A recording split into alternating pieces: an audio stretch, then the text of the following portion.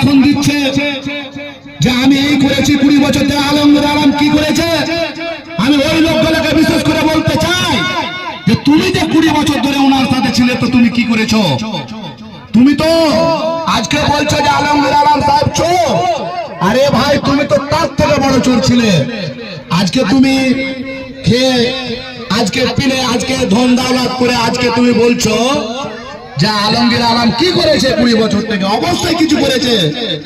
আজকে বলেন না, আজকে আমাদের 65টা পঞ্চায়েতে কোন জায়গাতে বিকাশ হয়নি?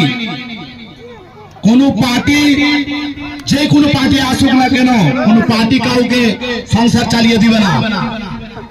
আপনার যদি দরকার থাকে, যদি আপনি যদি করেছেন বা কাজ করেছেন, আপনাকে চেয়ে নিতে হবে। আমি একটা বিশেষ একটা দুঃখজনক শায়রি বলতে যাচ্ছি। ওই শায়রিটা অবশ্যই ঘোর করে শুনবেন। बीजेपी पार्टी का एक ही काम, झूठ बोले सुबह शाम, पकड़ जाएगा तो जय श्री राम बोलेगा। नौजुबिल्लाह जालेमी। यादेर काज, यादेर যত বিজেপি আজ যত ভ্রষ্টাচার করেছে, ভারতবর্ষকে ধ্বংস করে রেখেছে। আজকে আমি বিরোধী পার্টিকে বলতে চাই যে তোমরা বিকাশ বিকাশ করে চিল্লাছো। মন্ত্রী সাহেব তো আজকে 5 বছর মন্ত্রী ছিলেন। করোনা কালে 2 বছর চলে গেছে। হাতে আর হাতে সময় কত ছিল? 1.5 থেকে 1 বছর। আমাদের মন্ত্রী সাহেব যেটুকু আমাদের জনতার জন্য এবং আমাদের পাকুড় বিধানসভার জন্য যে কাজটা করেছে, একটু বিছানায় শুয়ে একটা আপনারা চিন্তা ভাবনা করবেন যে আমাদের বিকাশটা কি করেছে।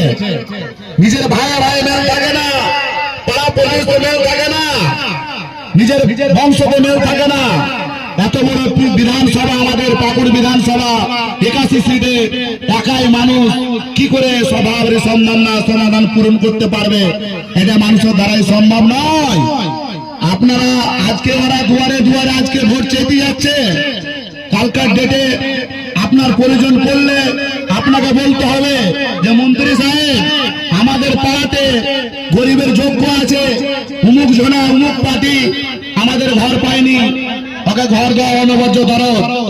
আপনার চায়ের দোকানে এবং বিভিন্ন জায়গায় মিটিংয়ে ভাষণ দিতে পারছো, কিন্তু তুমি মন্ত্রী সাহেবের সামনে যে বলতে পারছো না যে মন্ত্রী সাহেব, আমাদের পাড়াতে আব্দুল কালাম, আব্দুল সত্তার, আব্দুল গাফারের ঘর বাকি আছে, উনি পাওয়ার যোগ্য, উনাকে দিতে হবে।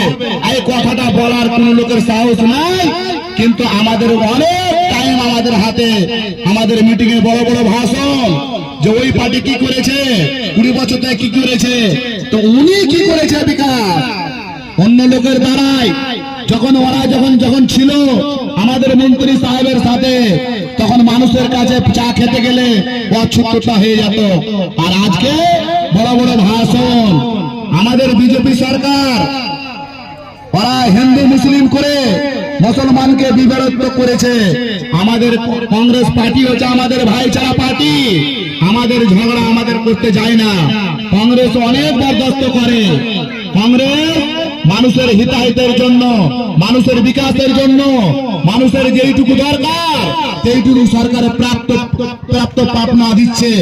কেননা আজকাল দেখেন যে আমাদের পাকুড় বিধানসভাতে এর আগে যখন বিজেপি সরকার ছিল, তখন বলেন না পাকুড়ে যখন আমাদের ঝাড়খণ্ডে যখন বিজেপি সরকার ছিল কি পরিস্থিতি হয়েছে? কে শুনেনি? রহসপুরে, ইলামিতে, রন্ডাঙ্গাতে, পানি মোড়ে যে পুলিশে ধরা ধরে নিয়ে যাচ্ছিল, বিনাকা মানুষকে ফেরাচ্ছিল, মং চিটলি বলছিল।